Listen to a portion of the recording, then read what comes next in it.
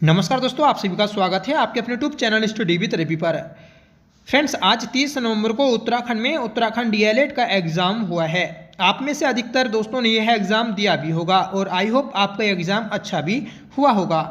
दोस्तों, सबसे पहले मैं आपको बताऊं कि डीएलएड का जो एग्ज़ाम होता है तो वह प्राथमिक शिक्षक बनने के लिए दिया जाता है। यह दोस्तों 2 साल का एक कोर्स होता है, ठीक है। और 2 साल के बाद दोस्तों जब आप डीएलएड कंप्लीट कर लेते हैं तो उसके बाद दोस्तों प्राथमिक शिक्षक के लिए अलग से भर्तियां निकलती हैं, जिसे हम दोस्तों एलटी एग्ज़ाम के नाम से जानते हैं, ठीक है। और जिसके पास दोस्तों डीएलएड की डिग्री होती है तो वह दोस्तों उस एग्ज़ाम के लिए फॉर्म अप्लाई करते हैं, ठीक है।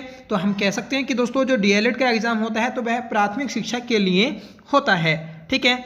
तो दोस्तों आज के इस क्लास में हम ये जो पेपर हुआ इसका दोस्तों रिव्यू करने वाले हैं कि किस प्रकार के दोस्तों इसमें प्रश्न पूछे गए, ठीक है। और दोस्तों कि किस प्रकार का यह पेपर रहा है, इजी, मॉडरेट या दोस्तों हार्ड, ठीक है।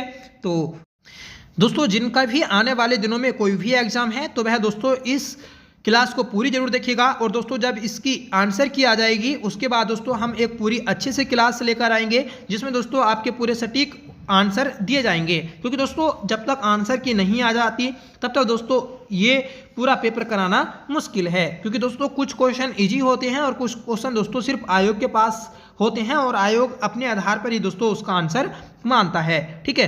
तो उससे अच्छा दोस्तों कि कुछ क्वेश्चन का आंसर मैं आपको बताऊं और कुछ क्वेश्चन दोस्तों छोड़ दूं तो वह दोस्तों ठीक नहीं है, ठीक है। जब दोस्तों इसके आंसर की आ जाएगी तो आपको एक अलग से क्लास दे दी जाएगी, ठीक है। उससे पहले दोस्तों आप इसे पूरा एक बार देख लीजिएगा इस पेपर को, ठीक है। पहला क्वेश्चन दोस्तों आपको पढ़कर बताता हूं कि निम्न में से किस राज्य में अनुसूचित जाति का सबसे अधिक प्रतिशत पाया जाता है, ठीक है।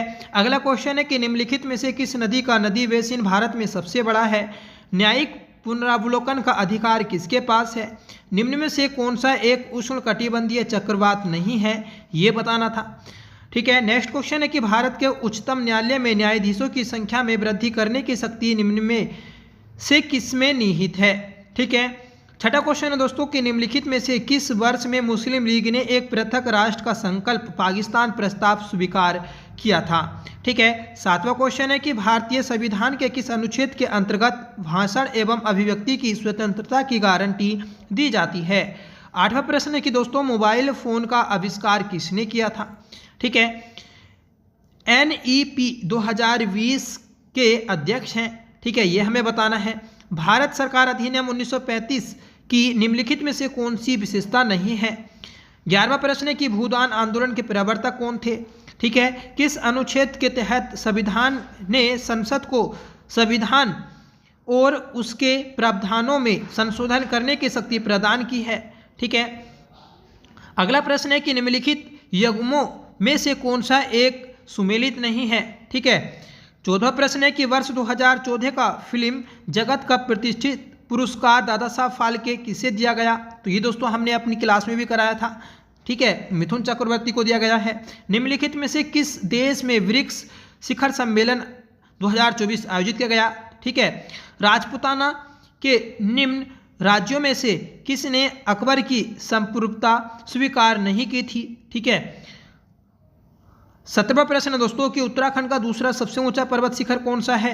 1 गीगाबाइट 1 GB डाटा बराबर होता है, ठीक है। दोस्तों ये जो प्रश्न है हमारा 18वां, इससे दोस्तों अधिकतर एग्जामों में प्रश्न पूछा ही जाता है, तो इसे दोस्तों एक बार पूरा अच्छे से देख लीजिएगा, ठीक है। ये दोस्तों मैंने अपनी क्लास में कई बार बताया भी है, ठीक है, कि 1 GB के बराबर जो होता है दोस्तों तो वह आपका 1024 MB होते हैं, जिसे हम मेगाबाइट कहते हैं, ठीक है। फिर हमसे बोला जाएगा कि 1 MB में कितने बाइट होते हैं, किलोबाइट होते हैं, तो हम बताएंगे दोस्तों 1024 किलोबाइट होते हैं। फिर किलोबाइट के बाद आता है दोस्तों बाइट, ठीक है। तो ये सब चीज़ें आपको याद रखनी है। 19वां प्रश्न है कि उत्तराखंड में निम्नलिखित में से किस फसल की खेती का क्षेत्रफल अधिकतम है, ठीक है। नोबेल शांति पुरस्कार 2024 किसे देने की घोषणा की गई, ठीक है। ये दोस्तों जो नोबेल पुरस्कार होते हैं तो वह प्रति वर्ष 10 दिसंबर को दिए जाते हैं, क्योंकि 10 दिसंबर को दोस्तों अल्फ्रेड नोबेल की याद में यह पुरस्कार वितरित किए जाते हैं। 21वां प्रश्न है कि उत्तराखंड के किस जिले में मालपा भूस्खलन आपदा घटित हुई थी, ठीक है, पिथौरागढ़ में। किसने मुगल साम्राज्य की राजधानी को आगरा से दिल्ली स्थानांतरित किया था, ठीक है। मणिपुर राज्य का सबसे बड़ा जातीय समुदाय कौन सा है। कौन सा बैंक कृषि एवं ग्रामीण वित्त की आवश्यकताओं तक सीमित है, ठीक है। तो इस प्रकार से दोस्तों ये सभी प्रश्न इसमें पूछे गए हैं, ठीक है। निम्नलिखित में से किस शासक के पास एक शक्तिशाली नौसेना थी, ठीक है। चोल वंश के पास थी। चोल वंश जो है दोस्तों तो वह अपनी नौसेना और दोस्तों पंचायती राज व्यवस्था के लिए जाना जाता है। सांची स्तूप का निर्माण किसने करवाया था, ठीक है। भारत के संविधान में कल्याणकारी राज्य का आदर्श किसमें निहित है, ठीक है। तो दोस्तों राज्य के नीति निर्देशक तत्व में निहित है। सबसे स्थिर पारिस्थितिकी तंत्र कौन सा है, यह हमें बताना है, ठीक है। अगला प्रश्न है दोस्तों, भारत में राष्ट्रीय आय की गणना निम्नलिखित में से किस एजेंसी द्वारा की जाती है, ठीक है। भारत में आम जनता की इंटरनेट तक पहुंच शुरू हुई, ठीक है। तो दोस्तों 1995 में हुई थी, आप सभी जानते हैं। त्वचा कैंसर में वृद्धि एवं उच्च उत्परिवर्तन दर परिणाम है, ठीक है। तो दोस्तों जो ओजोन परत मतलब जहाँ पर ओजोन परत के छेद है और वहाँ से दोस्तों जो पराबैंगनी किरणें जिसे अल्ट्रावायलेट रेज कहते हैं, तो वहाँ ये जो रेज आती हैं दोस्तों तो वहाँ पर दोस्तों स्किन कैंसर होने के ज़्यादा चांस रहते हैं। भारतीय राष्ट्रीय कांग्रेस की पहली महिला अध्यक्ष थी, ठीक है। तो एनी बेसेंट 1917 में बनी थी, ठीक है।